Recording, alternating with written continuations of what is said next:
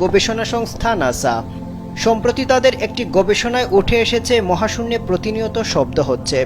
এই শব্দগুলোর উৎস হিসেবে সেগুলোকে একসঙ্গে গাইতে থাকা বিলিয়ন বিলিয়ন মানুষের গান বা জিকিরের সঙ্গে তুলনা করা হয়েছে। নাসা এই শব্দগুলোকে রেকর্ডও করেছে, যা শোনা যায় জিকিরের ধ্বনির মতো। চলুন একবার শুনে নেওয়া যাক মহাকাশের সেই ধ্বনি।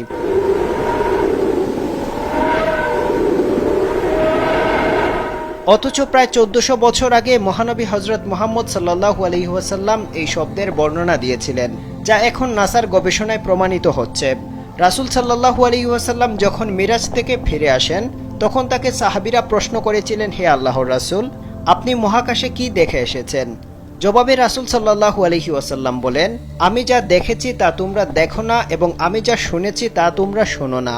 মহাকাশে প্রচণ্ড কাঁপুনির শব্দ হচ্ছে। তার কারণ হলো মহাকাশে 4 আঙ্গুল পরিমাণও জায়গা খালি নেই।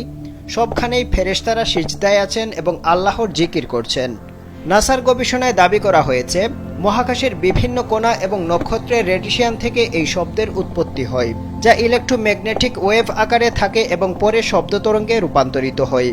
যদিও নাসা এই শব্দগুলোর উৎস হিসেবে নক্ষত্রের চুম্বকক্ষেত্র বা মহাবিশ্বের প্রাচীন বিস্ফোরণকে প্রমাণ হিসেবে উল্লেখ করেছে, তবে এই শব্দের সাথে মহানবী সাল্লাল্লাহু আলাইহি ওয়াসাল্লামের বর্ণনা মিলে যাচ্ছে। কিন্তু নাসার রেকর্ড করা এই শব্দ সত্যি ফেরেশতাদের কিনা তা মহান আল্লাহ তাআলাই ভালো জানেন।